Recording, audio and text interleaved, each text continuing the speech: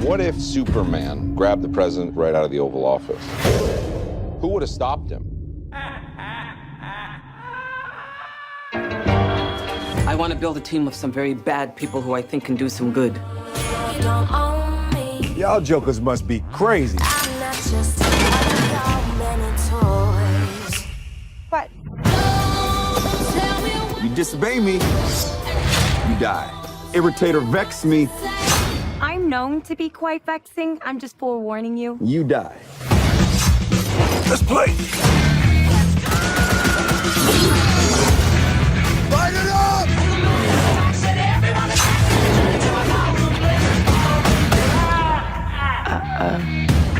Don't forget, we're the bad guys. All of that chit-chat's gonna get you hurt. The man in the back is ready to crack as he raises his hands to the sky. And the girl in the corner is everyone's fun. She can hit you with a wink of her eye. What you gonna do? You wanna see something? Y'all wanna see something? Yes, I wanna see something! I was trying to get you there. You know how it feels, right? We good.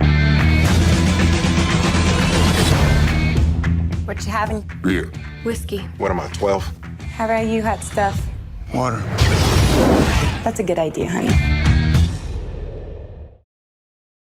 Hey YouTubers, it's Charlie. It's almost Comic-Con, we got some new Suicide Squad footage, and we've got some clarification on what's going on with the Joker, Harley Quinn, and Batman in Suicide Squad. So here's a breakdown. So important stuff first, story points. What the hell is the Joker doing in this movie, and what is Batman's involvement?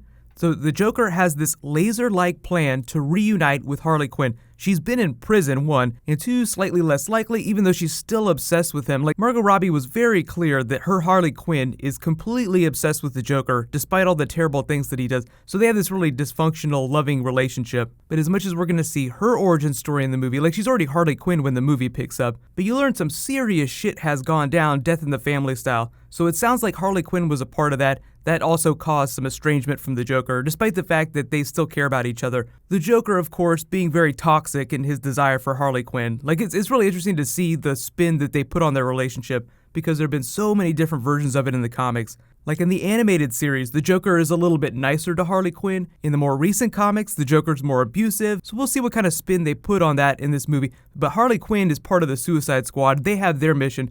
The Joker is kind of like off tangential to that, trying to reunite with Harley Quinn. So he has this crazy plan. So he's kind of like this external force that doesn't necessarily make him the biggest villain of the film. The actual target of their mission sounds like it's going to be Tattoo Man, because they call it a mystical threat. Like their main target in Midway City, that's actually where most of the film's going to take place, in Midway City, is a mystical threat. So that's probably the Tattoo Man. He can use the tattoos on his body to create physical objects, so projectiles, pretty much anything you could imagine. So Amanda Waller, in the wake of what happened during Batman v Superman and the Kryptonians attack, is like, we need a defense against this. And even though the government is like, okay, we're not super cool with you putting together a team of supervillains, she does it anyway. It becomes Task Force X.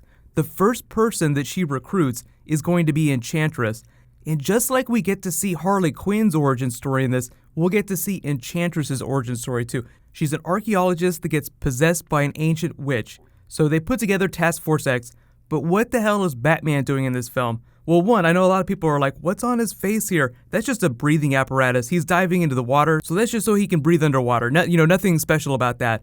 But the really cool thing, if you've ever watched any of the Suicide Squad animated movies or you've read the comics, you know that Amanda Waller puts collars on them that will basically explode their heads like watermelons if they do something that she doesn't like, or if they try to escape, or they go off mission. So the first real connection to Batman in this film is that the collars are actually made by Wayne Tech, which I know sounds weird. Batman would create a collar for prisoners that would make their heads blow up. But you have to remember that Ben Affleck's Batman is willing to kill people, and part of his arc during Batman v Superman is being inspired by what Superman does, and that he is not so willing to kill people. So the collar tech comes from Batman, but then you have the Joker here, and obviously this is a connected universe, so once the Joker surfaces, makes a beeline for Harley Quinn while they're on their mission, that's also probably where actual, physical Batman enters the story. One of the fun things about Suicide Squad, though, is that Batman dislikes Amanda Waller just as much as he dislikes other supervillains, because she's kind of a supervillain in her own right. She's just like a wolf in sheep's clothing who has access to the White House.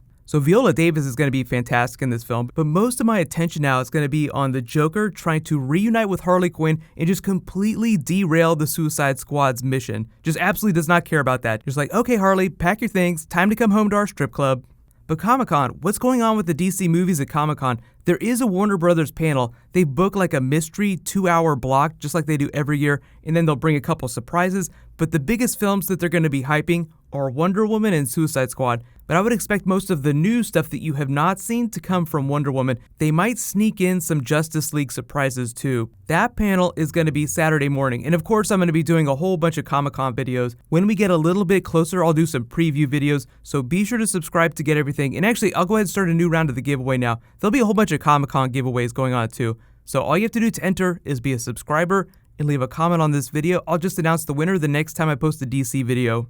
So let me know in the comments, what kind of DC movie stuff do you want to see at Comic-Con? I feel like everybody wants to see Justice League footage. I'm not expecting any, but they might bring a small teaser. Later tonight, I'll be posting my Doctor Strange prelude video. There's a prelude comic that explains what's going on with the characters, especially Mads Mikkelsen, as well as the Wong character. So I'll explain all that when I post Doctor Strange later tonight. While you guys wait for my next video to post, you can click here for my Spider-Man Homecoming behind the scenes video, and you can click here for my Thor Ragnarok behind the scenes video. Thank you so much for watching, everybody. Let's high five. I'll see you guys tonight.